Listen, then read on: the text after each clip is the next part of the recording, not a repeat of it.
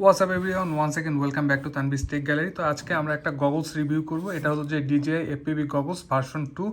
তো আপনারা যারা আমার আগের ভিডিওটা দেখেছিলেন সেখানে আমি শুধু গগলসটা আনবক্সিং করেছিলাম এবং গগলসের ভিতরে কী কী জিনিস আসে সেগুলো আপনাদেরকে শো করেছিলাম। তো গগলসটা পারচেস করার পর আমি মোটামুটি 20 থেকে 25টা ফ্লাইট দেওয়া হয়ে গেছে এই গগলসটা ইউজ করে। তো এখন মোটামুটি আমি একটা রিভিউ দিতে পারি এই গগলস সম্পর্কে। তো চলেন গগলসটা দেখা যাক। তো গগলসের শেপ হলো যে এরকম অনেকটা বক্স গগল টাইপের, আবার পুরো বক্স গগলের মতো অতটাও বড় না। তো ওভারঅল শেপটা হলো যে এরকম।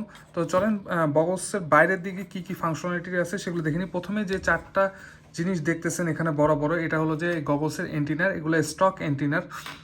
এখানে এগুলো প্রত্যেকটাই ডুয়েল ব্যান্ড এন্টিনার। এখানে 2.4 এবং 5.8 গিগাহার্টজের এন্টিনা একসাথে রয়েছে স্টক এন্টিনারগুলোয়। তো আপনারা চাইলে পরবর্তীতে এই এন্টিনারগুলো আপডেট করে নিতে পারেন, এখানে ছোট এন্টিনারও ইউজ করতে পারেন। আমরা যদি গগলসের উপরের দিকটা দেখি, এখানে একটা জয়স্টিক প্লাস এখানে একটা বাটন রয়েছে। এটা হলো যে মেনু বাটন, নেভিগেশন করার জন্য। তারপরে যে বাটনটা দেখতেছেন এটা ব্যাক বাটন, এটা রেকর্ড বাটন। এটা হলো যে গগলসের ডিভিআর প্লাস হলো যে কেউ ফুল বড় ইয়ার ইউনিটটা ইউজ করলে ইয়ার ইউনিটের রেকর্ডিংয়ের জন্য এই বাটনটা ইউজ করা হয়। এই সাইডে আর কোনো বাটন নেই। আমাদের লেফট সাইডে দুটো বাটন রয়েছে। এই দুটো হলো যে চ্যানেল চেঞ্জ করার বাটন, আর এখানে যে ডটগুলো দেখতেছেন এখানে এলইডির মাধ্যমে আপনার চ্যানেলের নাম্বারটা শো করে। তো আমরা যদি এখন গগলসের নিচে চলে আসি, নিচে এখানে একটা ইউএসবি টাইপ সি পোর্ট রয়েছে। এটা বেসিক্যালি ডেটা ট্রান্সফার প্লাস হলো যে গগলসে আপডেট করার জন্য, অথবা আপনারা যদি কেউ স্মার্ট কন্ট্রোলারের মাধ্যমে ভিডিও আউটপুট করতে চান সেক্ষেত্রে এই ইউএসবি টাইপ সি পোর্টটা ইউজ করা হয়। তারপর হলো এখানে একটা মাইক্রো এসডি কার্ডের স্লট রয়েছে। এটা হলো যে গগলসের ডিভিআরের যে রেকর্ডিংগুলো হয় সেটা এই এসডি কার্ডে রেকর্ড করা হয়। তারপরে গগলসের নিচে দেখতেছেন দুইটা স্লাইডার রয়েছে। এই স্লাইডার দুটো হলো যে পিআইডি স্লাইডার বলা হয়। এই স্লাইডার দুটার কাজ হলো যে মানুষের দুই চোখের মাঝখানে যে ডিস্টেন্স, সেই ডিস্টেন্সটা ফিক্স করার জন্য এই স্লাইডার দুটো ইউজ করা হয়। তো আমার চোখের জন্য স্লাইডার দুটো পুরাটা এক্সটেন্ড করে দিলে আমি ভালোভাবে ফোকাস করতে পারি। এটা মানুষের চোখের উপর ডিপেন্ড করে, তো এটা অ্যাডজাস্ট করা যায় এভাবে। তো আমার ফুল এক্সটেন্ড করলে আমার ফোকাসটা ঠিক মতো হয়। দেন আমরা এই পাশে চলে আসি, এখানে দুটো পোর্ট রয়েছে। এখানে একটা ব্যারেল কানেক্টর রয়েছে, দেন এখানে একটা হেডফোন জ্যাক রয়েছে। তো ব্যারেল কানেক্টর হলো যে আমাদের এই গগলসে পাওয়ার দেওয়ার জন্য। এই গগলসে আপনারা 3S থেকে 6S পর্যন্ত ভোল্টেজ ইনপুট দিতে পারবেন, অথবা এই গগলসের সাথে একটা ব্যাটারি আসে DJI, এটা হলো যে 2 সেল 18650 দুটো ব্যাটারি এটা একসাথে আসে। এখানে 1800 মিলিয়াম পাওয়ারের একটা ব্যাটারি। আপনারা এই ব্যাটারিটা ইউজ করতে পারবেন, অথবা 3S অথবা 6S, 3S থেকে 6S পর্যন্ত লাইপও ইউজ করতে পারবেন। তো এখানে একটা দেখতেছেন আমি এই ব্যারেল কানেক্টরটা ফিক্স করে রেখেছি। এটার কারণ হলো যে এটা বারবার খোলাখুলি করলে এক সময় এই ব্যারেল কানেক্টরটা লুজ হয়ে যায় এবং কানেকশনটা অনেক সময় খুলে যেতে পারে। দ্যাটস ওয়াই আমি এখানে ব্যারেল কানেক্টরটা কানেক্ট করে এখানে জিপ টাই দিয়ে আমাদের কেবলটা লাগিয়ে দিয়েছি। তো আমার যাতে এই কেবলটা সহজে নষ্ট না হয়। আর আমি পাওয়ার অন করার সময় আমাদের DJI যে ব্যাটারি আছে এখানে ইউএসবি টাইপ সি পোর্ট রয়েছে, এই পোর্টের মাধ্যমে আমি পাওয়ার অন অফ করি। এখন গগলসের বাইরের সাইডে আরেকটা জিনিস রয়েছে। এখানে একটা লাল বাটনের মতো দেখতেছেন, এটা একটা বাইন্ডিং বাটন। আপনারা যখন নতুন ইয়ার ইউনিট বাইন্ড করতে হয় তখন এই বাটনটা কোনো একটা সূক্ষ্ম জিনিস দিয়ে এটাকে পুশ করতে হয় ভিতরের দিকে, দেন বাইন্ডিং ফাংশনটা চালু হয়। তো এই হলো যে ওভারঅল লুকস। আর এখানে স্টক স্ট্র্যাপ রয়েছে। এটা থ্রি স্ট্র্যাপের যে স্ট্র্যাপগুলো আছে, তিনটা স্ট্র্যাপ একসাথে থাকে। তো এটা মোটামুটি কমফোর্টেবল, বাট অতটা কমফোর্টেবল না। আপগ্রেড করতে পারলে ভালো, আমি ফিউচারে আপগ্রেড করব। আর এখানে দেখতেছেন আমাদের দুটো লেন্সের ভিতরে ডিসপ্লে রয়েছে। তো চলেন এখন এই গগলসে আর্গোনমিক্স এবং ফিট অ্যান্ড ফিনিশ নিয়ে বলি। তো গগলসটা এখানে যে প্যাডটা দেখতেছেন এটা স্টক প্যাডই রয়েছে। তো এই স্টক প্যাডটা খুব একটা কমফোর্টেবল না। আর আমার মাথা অনেক বড় হওয়া সত্ত্বেও আমার এই দুই সাইড থেকে লাইট লিকেজ হয়, মানে বাইরের লাইট কিছুটা পরিমাণ লাইট এই সাইড থেকে এবং এই সাইড থেকে ভিতরের দিকে যায়, এবং নোজ পিসের এখান থেকেও সামান্য পরিমাণ লাইট ভিতরের দিকে যায়। তো এটার একটা সলিউশন রয়েছে, এটা হলো যে আপগ্রেডেড একটা ফোম প্যাড পাওয়া যায়। সেই প্যাডটা ইউজ করলে এই সমস্যাটা হবে না। তো আমি এখন কাইন্ডলি আমার কাছে অ্যাভেলেবেল না থাকে আমি স্টক প্যাডটা ইউজ করতেছি, বাট খুব শীঘ্রই এটা আপডেট করতে হবে, তাহলে এই লাইট লিকেজের প্রবলেমটা চলে যাবে। তো এই হলো যে ওভারঅল আউটফিট এবং এটার ডাইমেনশন। তো চলেন এটার স্পেসিফিকেশন নিয়ে কিছুটা কথা বলা যায়। আমাদের যে এই V2 ভার্সন রয়েছে, V2 ভার্সন অ্যাকচুয়ালি 2.4 গিগার্স এবং 5.8 গিগার্স ডুয়েল ব্যান্ডের একটা গগলস, বাট আমরা যারা FPV ইউজ করি তারা শুধুমাত্র 5.8 গিগার্সটা ইউজ করি।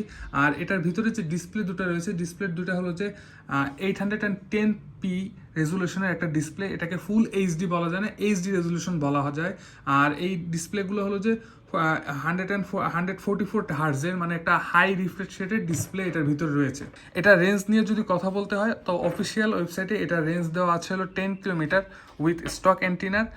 আর আমি ফুল রেঞ্জ এখনও নিজের থেকে ট্রাই করি নাই, বাট আমি যতটুকু জানি স্টক এন্টিনার আপনার মোটামুটি 5 থেকে 6 কিলোমিটার ভালো রেঞ্জ পাবেন। এবং আপনারা যদি এন্টিনারটা আপগ্রেড করেন, এখানে সামনে দুটো প্যাচ এন্টিনার ইউজ করেন, তাহলে আপনি এই গগলসের মাধ্যমে ম্যাক্সিমাম রেঞ্জ পাবেন হলো যে 13.3 কিলোমিটার, যেটা কিনা অনেক লম্বা রেঞ্জ। আমরা ইউজুয়ালি এত দূর ফ্লাই করি না। তো চলেন আমরা এখন আপনাদেরকে গগলসের ভিতরটা দেখাই। তো গগলসের ভিতরটা দেখানো একটু টাফ, সেটার জন্য আমি একটা কাজ করব, আমার গোপ্রোটা দিয়ে আপনাদের ভিতরের মেনুটা দেখাবো। তো চলেন আমরা আগে গগলসের পাওয়ারটা অন করি। পাওয়ার অন করার জন্য যে কাজটা করতে হবে, আমাদের DJI যে ব্যাটারিটা আছে ব্যাটারিটা কানেক্ট করবো আমরা USB Type-C এর সাথে। দেন সকল DJI প্রোডাক্ট অন করার জন্য একটা সিঙ্গেল পেজ দেন হোল্ড করে রাখতে হয়। তো অন হয়ে গেলে আপনার একটা সাউন্ড পাবেন, কারণ এই গগলসের ভিতরে একটা বিল্ট ইন ফ্যান রয়েছে। এই ফ্যানটা হলো যে ভিতরের ইকুইপমেন্ট কুল করার জন্য, প্লাস হলো যে এই ফ্যান থেকে আপনার কিছুটা হাওয়া এখান থেকে বের হয়, যাতে আপনারা যখন গগলসটা পরে রাখেন তখন ভিতরে ঘামিয়ে না যায়। দ্যাটস ওয়াই এখান থেকেও ফ্যানের বাতাসটা বের হয়। তো চলেন এখন আপনাদেরকে ভিতরের মেনুটা দেখাবো। তো আপনারা এখন যেভাবে দেখতেছেন আমি ঠিক এভাবেই গগলসের ভিতরে দেখি। তো আমরা যদি DVR এর মাধ্যমে এই ভিডিওটা রেকর্ড করতাম, তাহলে আপনারা ভিতরে মেনু বা অন্যান্য যে সেটিংসগুলো আছে সেগুলো দেখতে পারতেন না, কারণ DVR এ শুধুমাত্র ক্লিন যে ফিডটা রয়েছে ক্যামেরায় সেটা রেকর্ড করা হয়। তো আপনারা যে জিনিসটা দেখতেছেন আমি ফ্লাই করার সময় সামনে এরকমই দেখি। তো এই গগলসটার ভিউইং অ্যাঙ্গেল হলো যে 54 ডিগ্রি, তো যেটা কিনা বাজারে অন্যান্য যে FPV গগলস আছে তার মধ্যে সবচেয়ে বেশি বলা যায়। এবং আপনি এই ভিউইং অ্যাঙ্গেলটা কম বেশি করতে পারবেন জুম ইন ও জুম আউটের মাধ্যমে। আপনার সামনে যে ক্যামেরার যে ডিসপ্লেটা দেখতেছেন সেটা বড় ছোট করতে পারবেন।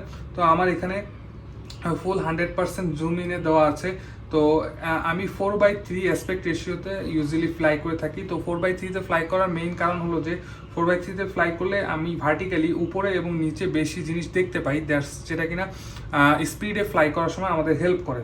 তো আপনারা দেখতেছেন আমি 4/3-তে আমার ভিডিওটা সেট আপ করা, এবং আমার ডিসপ্লের দুই পাশে ব্ল্যাক যে জায়গা আছে সেখানে আমি ওএসডি আদার্স যে মেনুগুলো রয়েছে সেগুলো রেখে দিয়েছি, যাতে আমার মেইন যে ভিডিওটা থাকে সেটা ক্লিন থাকে, এবং আমরা ওএসডি ব্যাটারি ভোল্টেজ এবং আদার্স যে সেটা মেনুগুলো রয়েছে সেগুলো আমি একটু সাইডে রেখেছি।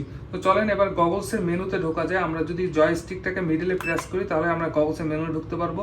তো ঢুকলে প্রথমে দেখবো প্লেয়ার্সের মাধ্যমে আপনারা চ্যানেল চেঞ্জ করতে পারবেন। তো এখানে 4টা চ্যানেল দেখতেছেন, কিন্তু এই গগলসে মোট 8টা চ্যানেল সাপোর্ট করে।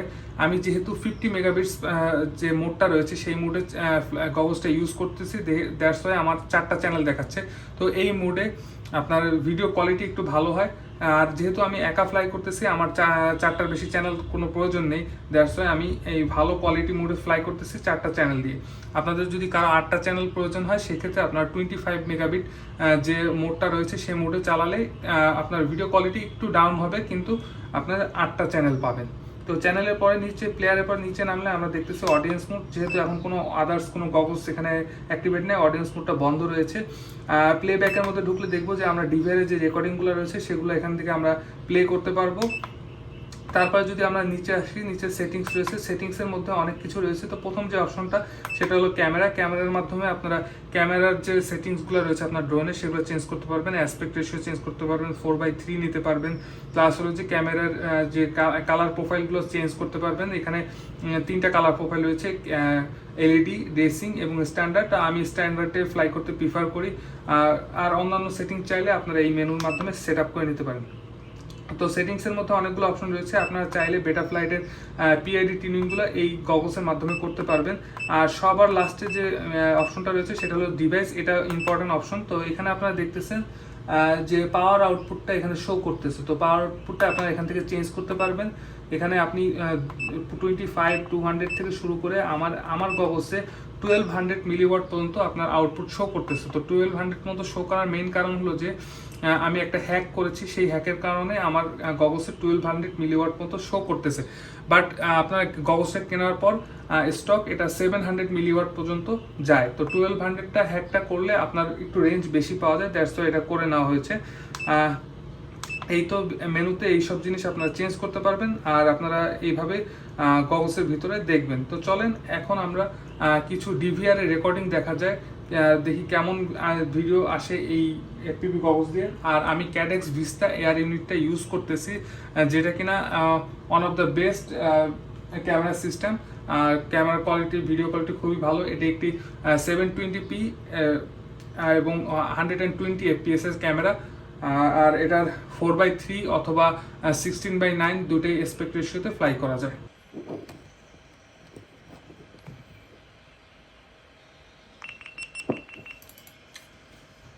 তো এখানে আপনারা যে ভিডিওটা দেখতেছেন এটা হলো যে আমার গগলসে ডিভিআর এ রেকর্ড করা।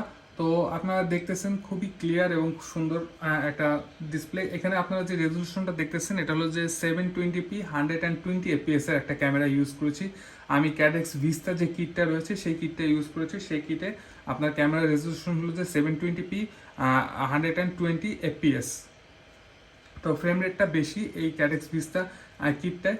তো আপনারা যদি বলি তাহলে আমি এই গগলসের কম্প্যারিজন দিলে, আপনারা যদি অ্যানালগের সাথে কম্প্যারিজন দিই তাহলে পার্থক্য আকাশ পাতাল। আপনারা যারা অ্যানালগ ইউজ করেছেন তারা একমাত্র এই ডিজিআই ইউজ করলে বুঝতে পারবেন যে এই পার্থক্যটা, ভিডিওর পার্থক্যটা কতটা বেশি।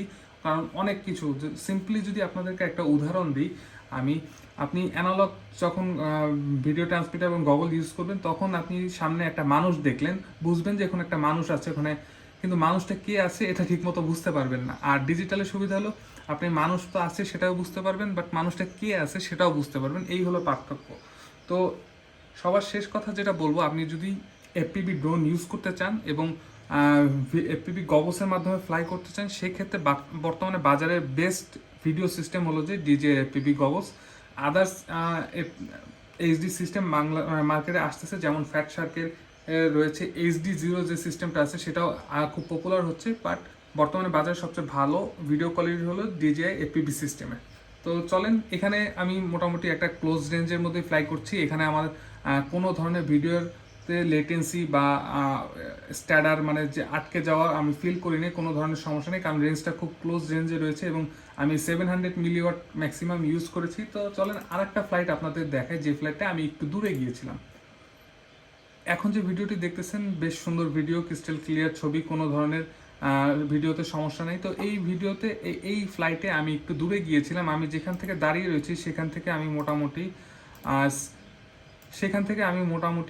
600 মিটার দূরত্ব পর্যন্ত আমি ফ্লাই করে গিয়েছিলাম। তারপরে আমি সামনে আর যাইনি, কারণ হলো যে আমার যে ট্রান্সমিটারটা রয়েছে সেটা, যে রিসিভারটা রয়েছে, রিসিভারের রেঞ্জ কমে গিয়েছিল, দ্যাটস ওয়াই আমি আর সামনে যেতে পারিনি। বাট আমার এই 600 মিটারের মধ্যে আমার ভিডিওর কোনো ধরনের প্রবলেম হয় না এবং কোনো ধরনের আমি লেটেন্সিও পাই নাই। এইটুক রেঞ্জের মধ্যে আমি 700 মিলিওয়াট যে পাওয়ার আউটপুট আছে সেই পাওয়ার আউটপুটে ফ্লাই করেছিলাম।